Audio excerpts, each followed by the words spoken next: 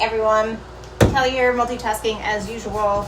Got home from my vacation and things are good. So let's get into it. If you're thinking about buying or selling a home, one of the biggest mistakes that you can make, and we'll go through a couple of them, but one of the biggest mistakes you can make is starting to shop and search and scroll for the home before you do a couple of things. So it's easy to fall in love with a space, but you need to know if you can afford it. So before you do the fun part, which is looking for a home that you love, you must make sure that you get pre-approved. So you need to know what you can afford. So you take your income, you take any spousal income that you might have or anyone else that you might be buying the home with.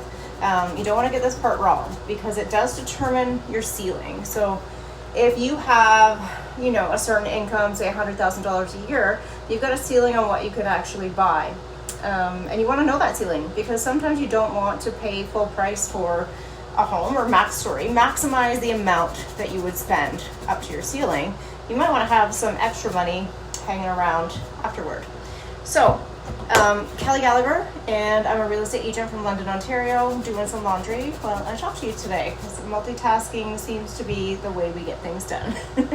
So again, the first mistake you can make is not getting that pre-approval and understanding exactly what it is that you can afford.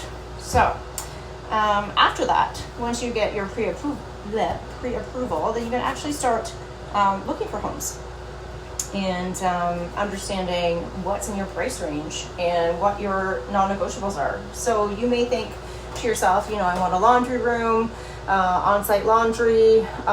If you are leasing, you want something within your unit. If you're a homeowner, then you might want to have things included like number of bedrooms. So you want to list your non-negotiables. You might want a double driveway or a double car garage, so it avoids that single lane where you have to back in and out if you're sharing space or you have multiple vehicles in your home. The list goes on, so know what your non-negotiables are and know what you can afford, basically, is in summary at this point. And it helps to actually make a list of pros and cons too. So on one side, what you won't live without, right? Things that you will not be able to live without in a home, I guess your non-negotiables. And then on the other side, things that are nice to have but aren't necessary. So let's say you want a large backyard, but you're happy to settle for a medium-sized, if not a small backyard. And you want to consider too, like, maintenance of all of that. When the larger your yard is and the more landscaping you have to take care of, the more maintenance it is for you and your family when you're moving into that home. So what's your lifestyle like? Do you work full-time? Do you have a lot of extra time to designate to maintaining your home, or do you not? Do you love to travel and not be home a lot? Like, these are all factors to consider before you select a home and before you even really start looking. You can look and then look at your list of things that you will negotiate and things that you won't, and you can quickly eliminate and save yourself tons of time looking at homes if you already know what you like and what you don't like, what you can live with. The other thing is be careful of your finances prior to buying a home. You don't want to be refinancing a car. You don't want to be, buying a bunch of different items, getting new credit, any of that type of thing. Mortgage lenders like a very consistent financial picture.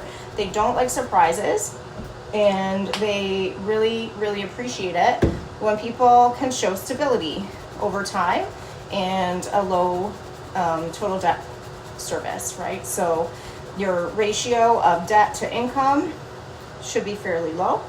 You can ask me any of these questions off camera as well. You can leave a comment below and I can hook you up with someone who can talk to you about it, who's an expert. So talk to a mortgage professional. That could be through your bank. I like to go through private lenders. However, everyone's different, right? So if you start looking at houses before figuring out what you're pre-approved for, before figuring out what your non-negotiables are, then you may end up wasting time and getting your heart broken, essentially. I talked to a gentleman today. He, back I think in the 70s, this is a long time ago, had a real estate agent who showed him a home that was about $20,000 to $30,000 more than what he could afford. And the real estate agent's tactic in that situation was to show him that home so that he could convince him to kind of come up with more money, right? So it made him fall in love with this property, and then he said, you know what, it's only 20, 30,000 more than you can afford. And the guy was heartbroken over it. So it's a terrible, terrible thing when you go into a home and you're like, I just can't afford it, and you fall in love with it, and then you always feel like you're settling. So it's good to know your ceiling before you go out shopping. I think that's it for today. Other than, think about your lifestyle. Again, think about that commute, if that's important to you. Think about all of those types of things before you get your heart set on a certain property. So if you pay attention to all three of those elements, then you're going to have a lot more success and hopefully find your home a lot faster than you might otherwise. So for more tips and tricks, make sure you subscribe or follow my channel. Sorry I was doing my laundry today, but honestly, it's the only way I can get things done in life. So thanks for coming along on the ride. Hope to see you again soon.